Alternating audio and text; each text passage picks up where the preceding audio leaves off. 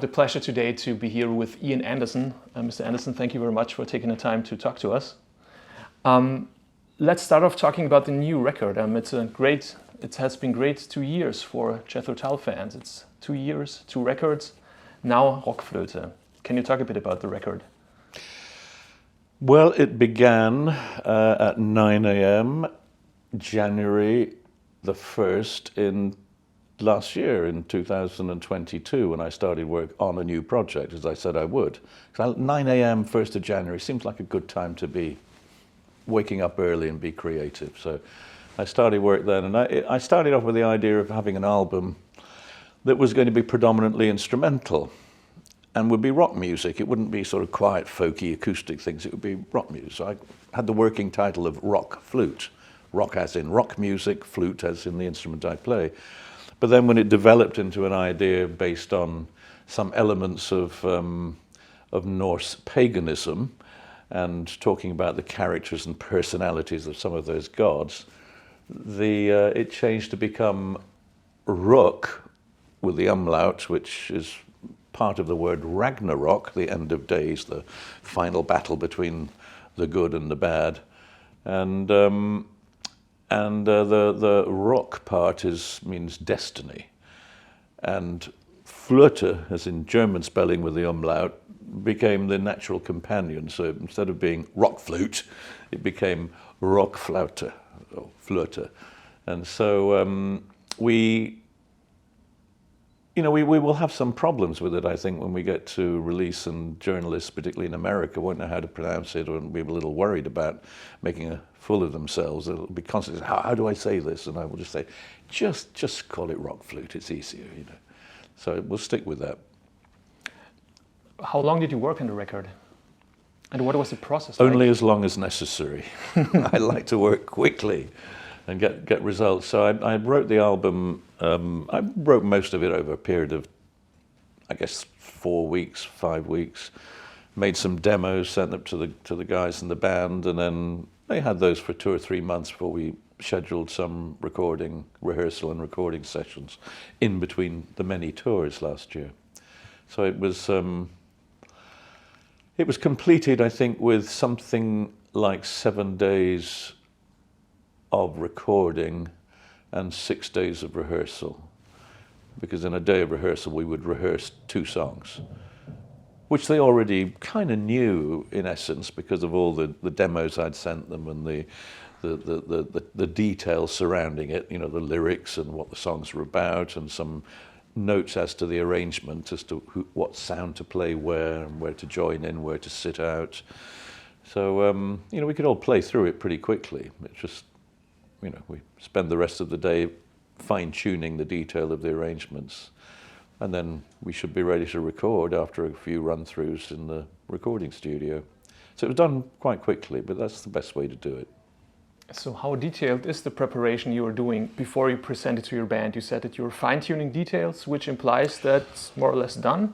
Well, the essence of the demos I sent to them all had all the lyrics, which hardly changed at all. Maybe a word or 2 changed in the final version, but pretty much it was all there. And the melodies and the chordal part. The demos I made, I played with electric guitar because I wanted to convey the idea this was a rock album. I didn't want to play it with an acoustic guitar in case they started thinking more, laid back and gentle terms. I wanted them to realize this was going to be, a bit tougher sounding.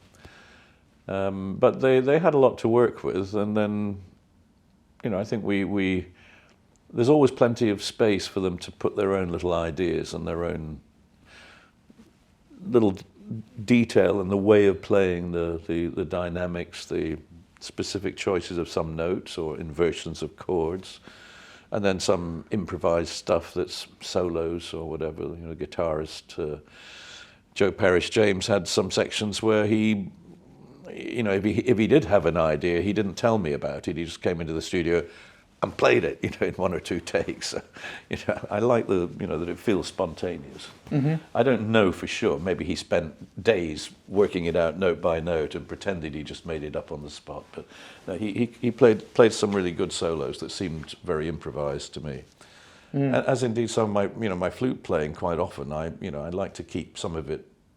It's just what I played at that moment, and if it's technically correct, if it sounds good, then I'd like to keep it, because it's good to know that you have that spontaneity captured forever. As a flute player, I was wondering, I've talked to many people who play brass and reeds, and they say they have to constantly keep practicing because of the physical demands of that instrument. Yes, I try to play the flute not every day, but it seems like it's every day. It's probably, maybe there's 2 days in the week when I don't play the flute at all, but usually I try and play for an hour or two every day. It's easier because I have a reason to play. Either I'm writing or recording an album, or I'm rehearsing for a tour, or I'm just practicing the music to be in good shape for when I get on a plane and have to play a concert the following night. So I have good reason to try and play the flute, because there's an outcome on the horizon. If it was just a question of practicing it and doing what other flute players have to do, practicing scales, or opera singers, and they're just having to do these boring exercises, that would be, I couldn't do that. But my way of practicing is to actually play music, and so that's more makes it more exciting and interesting to do. I do that in dressing rooms when I'm on tour. I probably annoy the hell out of the other guys if they're just the other side of the wall. But I like to practice in a dressing room before a show, so I probably play my flute for at least half an hour, maybe for an hour, every day before the concert, just because it kind of warms me up and gets me in the mood. It's sort of foreplay before sex. It's kind of a warming up and getting you in that frame of mind where you can really perform. With a back catalogue as rich as yours, when you go on tour, how much preparation work do you have to go back to, say, I don't know, in albums of the 70s and check out parts? We did do when we rehearsed 10 days ago. We were changing the set list by, potentially about 80% of it was different music to what we were playing at the end of last year. So yes, we all had to go back and do some homework and listen to various live recordings, as well as listening to the original recorded masters for reference. So yeah, we all had to do a bit of homework, but it's not, I think, probably typical song should, I might have to spend 10 minutes, run through it 3 or 4 times, and then I've got it all in my head again. But there's some more complex pieces of music that require a bit more work, because technically you've got to play something that may be a little difficult, or remember all the words, and where sometimes there's a lot of words in the song and they're all different. They don't have many repetitions.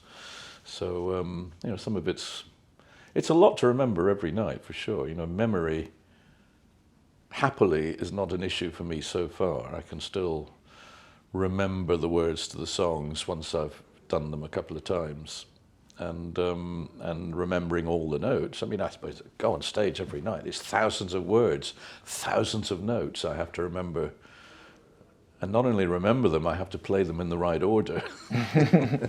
It's a lot, really, when you think of it. But so far it's not a problem for me. I know, I won't mention names, but I know some other singers. And I've been on stage with them, and I realise that they're sitting facing an auto cue, a TV teleprompter with all the lyrics scrolling down, without which they can't recall their most famous songs. And they're younger than I am, and they can't. It's worrying. Partly it's stage fright, because they don't trust themselves to remember, but then they become addicted to watching that machine and having to sing what's scrolling past. But I think it's good training for the brain, to do what I do, because it's potentially maybe pushes a little further away the time when I don't have that ability anymore. So it's good testing yourself. What are your feelings when you go back and listen to your old studio albums? Is there a sense of enjoyment and pride of your achievement, or do you sometimes also have the critical mind, judging what you did maybe? I hope I've always got a critical mind about it, but generally speaking, I look back and I think, well, that's actually not too shabby, that's not too bad, it's a good idea. And perhaps more so than anything else, the good feeling comes from the fact that I know this is not somebody else's music. That I'm not saying nobody could have done it, but they didn't do it. They're my songs, you know, and I know they're not easy because I've quite often heard other people singing my songs, and they're struggling to sing in tune and get the intervals and the timing, and it's not easy. You know, they're not easy pop songs that you can easily learn or interpret, so they're quite tricky to do. And if you're standing on a stage with somebody who's singing one of your songs, which sometimes I am, and they want to do their favourite Jethro-Tull song, and okay, you know, stand there and sing it or sing part of it, and I'll play the flute or whatever. And you know, and I don't want to be critical of them, but I know they're struggling. You know, it's not easy. They're finding it quite difficult to do, and it doesn't help. They're standing next to me on the stage, makes it a bit more scary, you know, that they want me to approve of what they're doing. Yeah, it's my feeling is always that, you know, this is my song, and nobody does that stuff. You know, it's mine. It's doesn't sound like somebody else. There's a lot of music does sound like some other music, and lyrically it often repeats the same kind of line, the same words. If you ever catch me writing a song that refers to the two words higher ground, shoot me. Okay? Because things like that really annoy me when people keep using these same phrases, and they probably can't remember where they heard it, but they think, oh, that sounds good. They forget it's appeared in perhaps 10 other songs before people have used the same descriptive thing. That is, I find it really annoying in lyrics when people can't be original. They can't find something of their own to say. Let's talk about your lyrics. I mean, poetry plays obviously once again a very strong part on the record. Let's talk a bit about the Poetic Editor and how it influenced the record and how it served as a lyrical matrix for the record. It serves really not as a poetic style. It serves only in terms of the subject material being a source.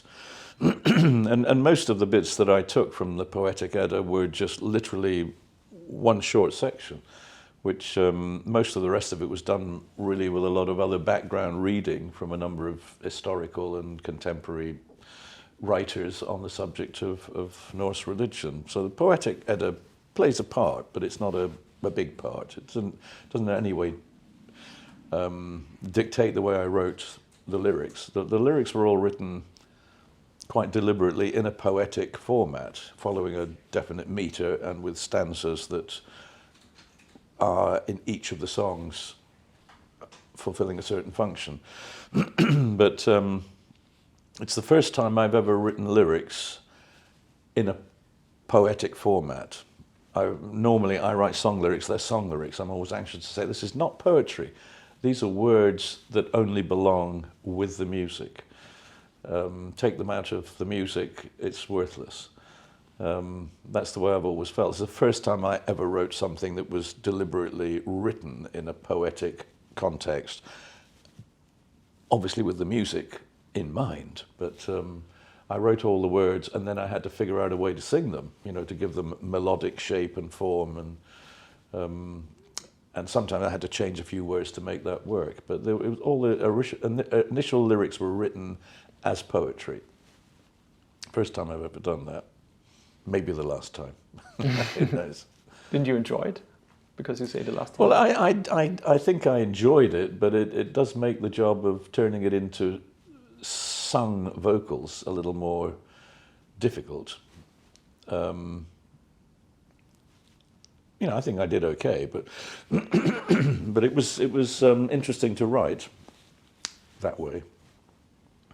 What's your writing process like? When you have a project coming up, do you work on a fixed schedule, or do you write when inspiration hits you? How can I imagine that? Well, no, I try and work to a schedule, because the way that I perhaps worked when I was in my 20s, was often in a hotel room.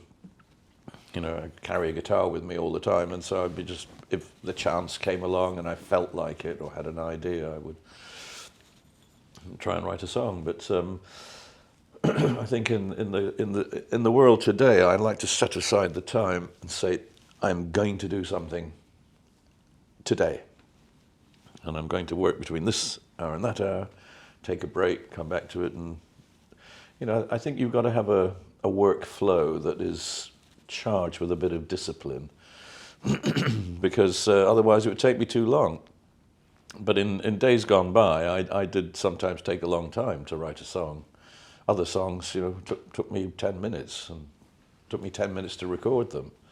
But some took a long time and were spread over many weeks or months, because I hadn't really found a way to complete them. So I try and do it in, I suppose each song represents maybe a day of, maybe a day and a half of lyric writing, and maybe 2 days of music preparation, making a demo, and then rehearsing it. So it's probably about as long as it should take. Mm-hmm. I mean, they're relatively short songs. They usually last about 4 minutes, so it's not a big task. Looking at your output in the 1970s, I mean, you released not only one album per year, but one great album per year. I was wondering what your state of mind back in those days were. Did you have the same discipline, the same drive? Yes, and it was between tours, in periods that were deliberately set aside, that we would go on tour in, January or February, March, April, and then we knew we had a 3-week period in the recording studio in September, and we had to make an album. So very often it was planned ahead. So I would have to have the music ready for recording at the time we said we were going to do it, because then we were back on tour again. And I have a little more latitude usually writing an album in January and February, which is why I choose to do that, because I know that we're not likely to be doing a lot of concerts in January and February in any year. So it's a good time to be starting a new process of writing. But I do remember in times historically that it was nerve-wracking, because if you have a successful album and you record a new one, you are being constantly reminded that this might not be as successful as the one before.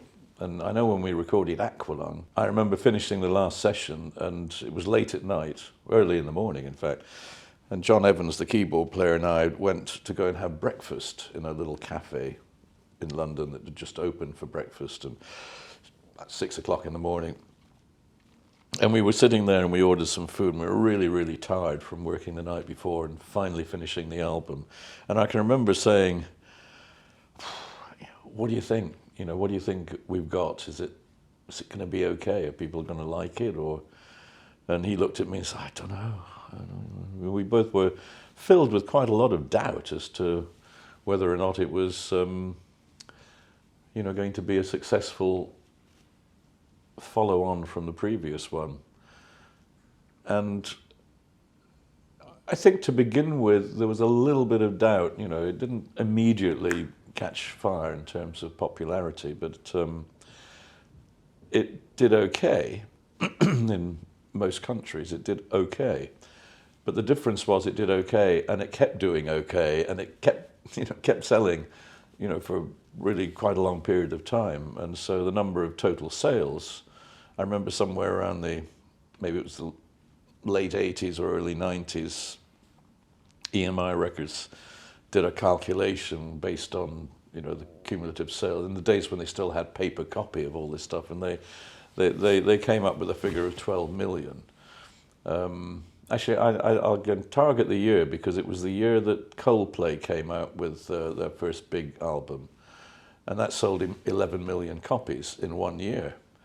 And Aqualung sold 12 million copies, and it took 30 years or 20 years or whatever it was at the time. So I remember in that comparison, I thought, well, we got there in the end. not as many sales as Dark Side of the Moon or Tommy, but we did pretty well. It was a successful album, but it took a long time, just gradually and which is maybe better, that it's not an instant hit. It just was steady selling album. But here for eternity.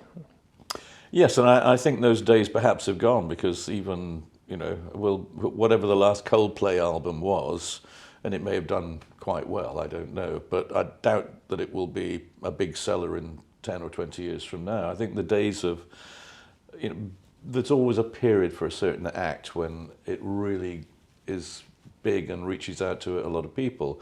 And inevitably, whether you're the Rolling Stones or Elton John, or 20 years from now, if you're Ed Sheeran, you probably won't be realistic. You might be making some great records, but they're probably not going to be as successful in terms of the numbers as your earlier work. And I think you have to learn to accept that that's just the way things are. You maybe have 10 years of really good times, and then some people will stay faithful and they will continue to buy your new product. Many people will just move on. You just got to accept that that's the way that it is for everybody, really, almost without exception. The musical acts, the heritage acts, as they're politely called, people from the 70s or whatever, will be selling a fraction of the number of records that they could back then. And part of the reason, of course, is back then it was all physical sales. It was all vinyl, or vinyl and cassette, or then vinyl and cassette and CD. These days, it's 90%, it's the ethereal world of not even downloads, just streaming music. And so it's a different, you don't have that tangible feeling of really reaching out to people in the way that you would have done in the 70s or even the 80s. So it's a different world for sure. And, I'm very pleased that I was one of those acts who, from the end of the 60s onwards, I lived in a great time for making recorded music and for doing live concerts. It was a time like no other, and I think that the world isn't like that anymore for anybody, but it was for us. We were there in times of great change, times of political change, of social change, of liberation, of women's rights, of recognition of black and other ethnic communities' rights, of gay rights. Things were really changing, in the 70s, and so we were there, we were part of that, and I think I was very privileged to be a music maker in those very special years. Thank you very much for taking the time to talk to us. Okay. It's a huge pleasure. Thanks. Thank you.